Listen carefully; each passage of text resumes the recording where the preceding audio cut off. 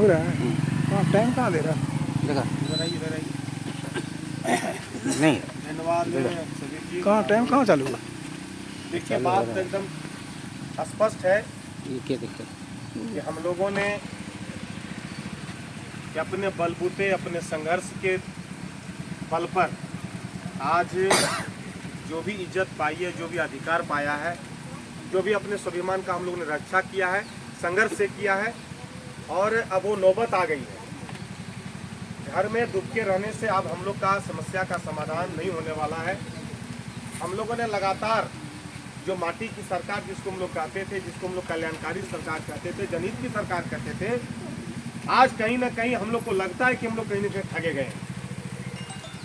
जिस रघुवर सरकार को इसलिए हम लोग गद्दी से बेदखल करने में अपनी अहम भूमिका निभाई, क्योंकि हम लोगों को उन्होंने शोषण किया, शोषण ही नहीं, हमारे मान को, हमारे सम्मान को, हमारे स्वाभिमान को कुचलने का काम किया।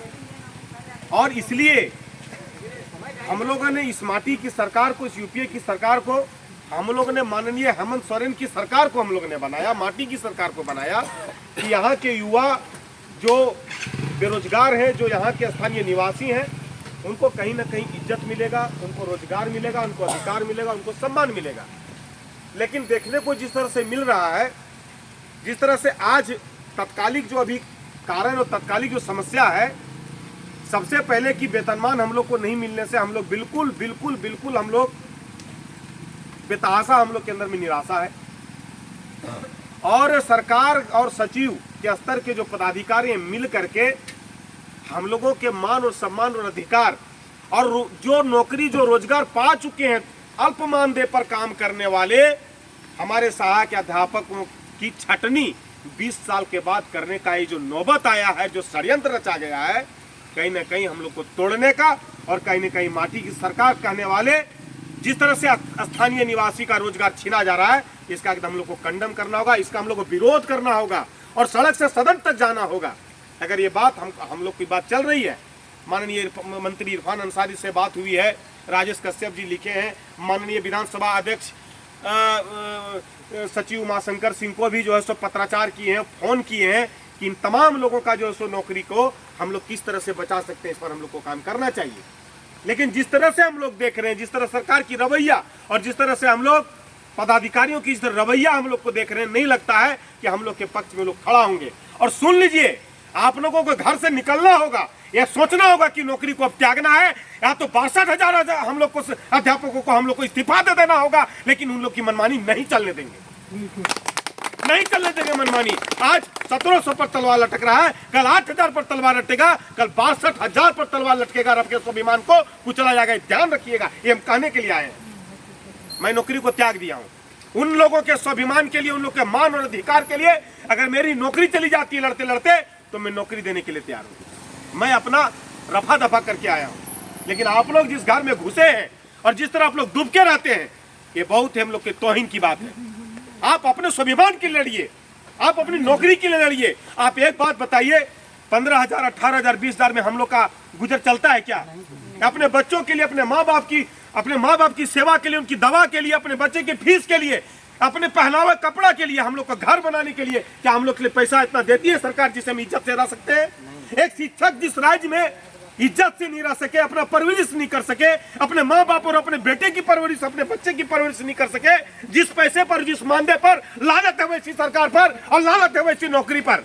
लेकिन नौकरी छोड़ेगी नहीं जब तक सरकार मार के नौकरी हमारी छीन नहीं लेती है, जब तक सरकार जेल भेजकर मेरी नौकरी नहीं छीन लेती है, तब तक सरकार से यार पार की लड़ाई लड़ने की तैयारी करनी होगी। आपको संघर्ष करना होगा। मैं यह कहने के लिए आया हूं, आप स्वाभिमान से अगर जीना चाहते हैं, अधिकार से जीना चाहते हैं, आप अपने अधिकार को लेना चाहते हैं, बताइए झारखंड से बाहर जाकर के अधिकार लीजिएगा क्या?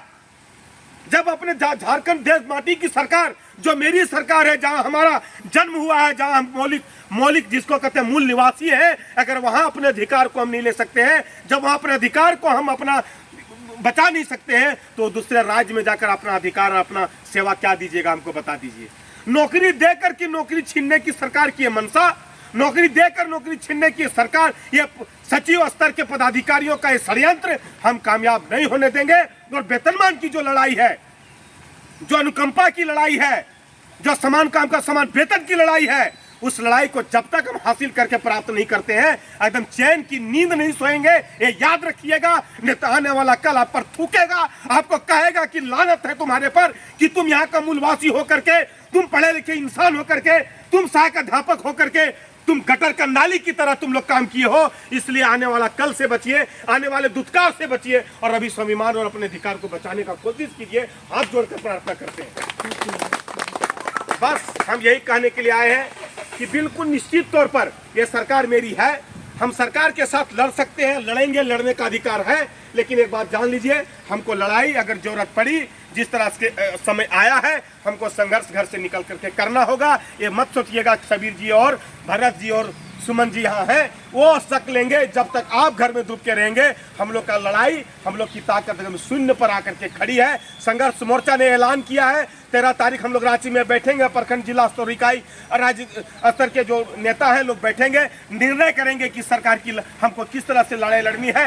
टेबल पर हम लड़ाई लड़ेंगे, टेबल पर नहीं मानेगा तो सड़क से सदन तक जाएंगे, अगर नहीं मांगेगा तो सदन के अंदर घुस आएंगे और अपने अधिकार को लेंगे। इन्हीं सब शब्दों के साथ अपनी वाणी को विराम देते हैं। आप लोग का समय बहुत कीमती है और बारिश हो रही है, दिन भर आप लोग थके हुए हैं, लेकिन याद रखिएगा अपने अपने प्रखंडों में जाकर के अपने प्रखंड स्तरीय जो नेतृत्व करता है, जिला स्तरीय नेतृत्व करता है, उसको आप लोग आगे बढ़ाने में मदद करें, ताकि हम लोग आंदोलन को एकदम बिल्कुल बड़ा आंदोलन को खड़ा कर सके। जब तक बड़ा आंदोलन नहीं खड़ा करेंगे, जब तक कोष नहीं रहेगा, तब तक हम लोग बिल्कुल जो है सो एकदम शक्तिहीन रहेंगे। धन्यवाद। स्टोव का यही से बहुत बहुत धन्यवाद।